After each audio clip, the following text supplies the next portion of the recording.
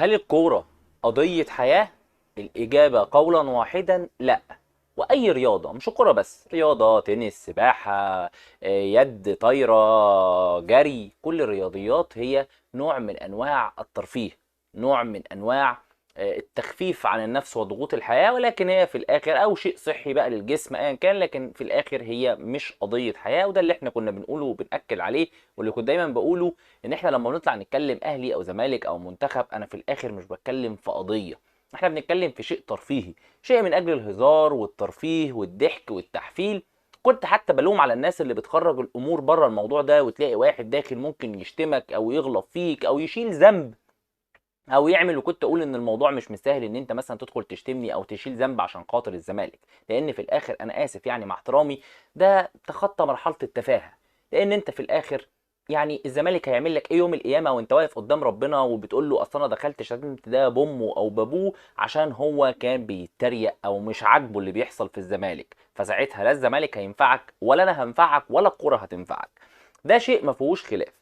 ولكن الشيء اللي احنا لازم برضو نبقى متأكدين منه او بنتناقش فيه، هل الكورة بالاخص، يعني بما ان ده المحتوى اللي احنا بنتكلم عنه او اللي انت عرفتوني عن طريقه، هل الكورة مش صناعة فيها ناس شغالة بتكسب من وراها وده مصدر رزقها؟ اه، هي صناعة.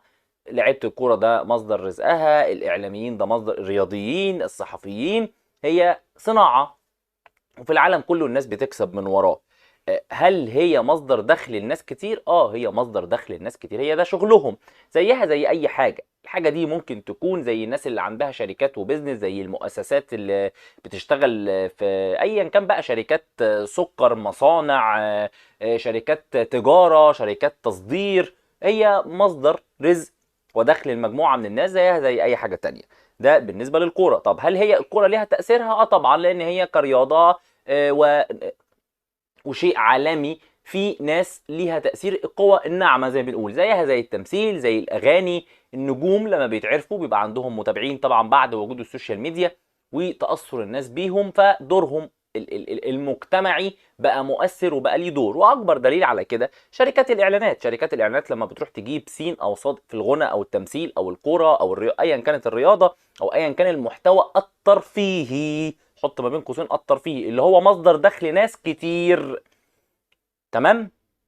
هل ده الناس دي لما المعلنين بيروحوا يجيبوهم ليه؟ بيجيبوهم عشان المتابعين، وبيجيبوهم عشان الناس دي مؤثره في متابعينها، وعشان لما انا اشوف ان اللعيب ده او المغني ده او الممثل ده ماسك الساعه دي او الموبايل ده او المشروب ده او الكيس الشيبسي ده او ايا كان، في الاخر بيبقى ده نوع من انواع الترويج للسلعه، وان المشاهد او المتفرج او المستمع او ايا كان يروح او يتاثر بده، وده هنا دليل تاثيرهم. فطبعا ده بالنسبة لان هو بيبقى فيهم ناس مؤثرة وليهم متابعين بيثقوا فيهم.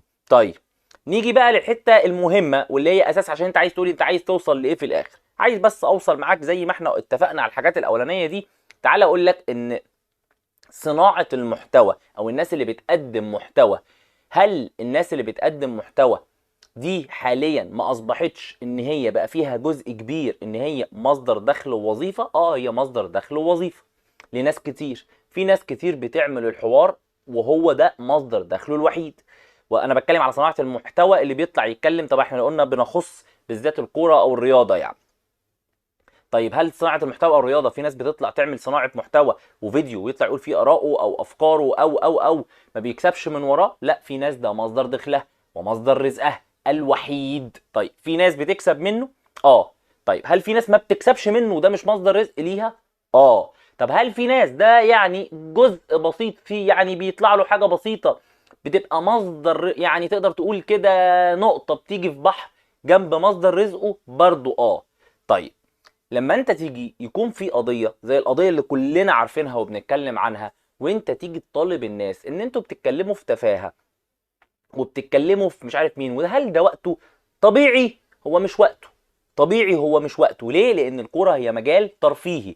ولكن لو الشخص اللي بيقدم المحتوى ده مصدر رزقه ومصدر دخله، انت هنا طالع بتنظر عليه ازاي؟ بمعنى، انت لما تيجي تقول لي انا كمراد، انا السوشيال ميديا هي مش مصدر دخلي ومش مصدر رزقي ومش هي اللي بتديني فلوس ومش هي اللي انا باخد منها فلوس، وده اللي انا قلته واكدت عليه اكتر من مره. انا راجل بحب الناس، بحب الكاميرا، بحب ان انا اطلع اتكلم في ده، والتعامل في ده انا بحبه. طب هتيجي تقول لي يعني هي لو جاي تجيب لك مصدر رزق او دخل هترفضه؟ هقول لك لا عادي جدا، ويوم ما هيجي تمام، بل بالعكس ده ممكن يوم ما يجي تخليني استغنى عن مصدر معين انا هكون مرتاح في ده اكتر، بمنتهى الوضوح. اهو تمام. طيب حاليا لا خالص، هي حاجة انا بحبها، بحب اعملها، بحب اوصل مع الناس واتكلم، بطلع اقول رأيي في حدود انه ده رأيي اللي يخصني وشكرا سلام عليكم. طيب لما تحصل قضية زي القضية الاهم الحقيقية اللي بتحصل دلوقتي، انا اقدر اقول لك ان انا نفسيا متاثر، فمش قادر اطلع، مش قادر اتكلم، حاسس انه مفيش المود في وسط اللي بيحصل ده الحقيقي ده، انك تشوف ناس بتدمر بيوتهم، ناس بتموت، اطفال، فمش قادر اطلع، مش قادر اقول حاجه، مش قادر اطلع اتكلم غير لما علقت على راي معين يخص القضيه، لكن غير كده ما ماليش، مش حاسس ان انا عايز اقول حاجه، مش ماليش نفس. طيب هل حياتي تسمح ان اعمل ده؟ غيري ما يسمحش انه يعمل ده. ليه؟ لان غيري ده ممكن يكون مصدر رزقه، هو مصدر دخله الوحيد. حد عنده بيت مفتوح، في عيال، في اسره، في ناس مسؤوله منه، مفيش عيال وفي اب وام مسؤولين منه، هو اللي بيصرف على البيت، هم كبار في السن وهو اللي بيصرف على البيت، هو اللي بيساعد، هو اللي بيساعد اخواته، ان كان مصدر رزقه ودخله.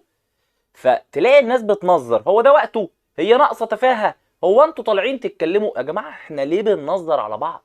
هل انت تعرف ظروف كل واحد؟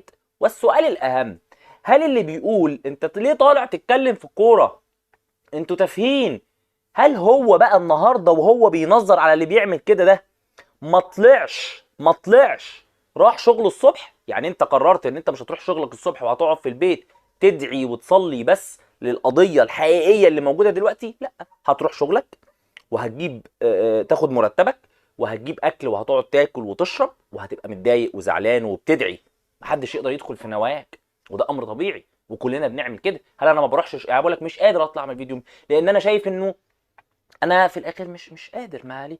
تخيل ممكن يكون المحتوى ده مثلا حد بيتكلم عن رياضه زي رياضه كمال الاجسام او الفتنس، فبيطلع يقلم بيقدم فيديوهات فيها محتوى عن التغذيه فانت المفروض تشوف ان ده تفاهه وانت المفروض ما تقدمش محتوى وازاي ما بتتكلمش عن، طب ما هو ده مصدر رزقه، هياكل ويشرب منين؟ تيجي تقول لي بس في صح، ما هو بيدعي وبيصلي وبيعمل اللي يقدر عليه في حدود امكانياته، ان كان بقى بيتبرع او ما يتبرعش، كل واحد في حاجات بقى كده، دي بتاعت النوايا، بتاعت ربنا اللي بينك وبين ربنا.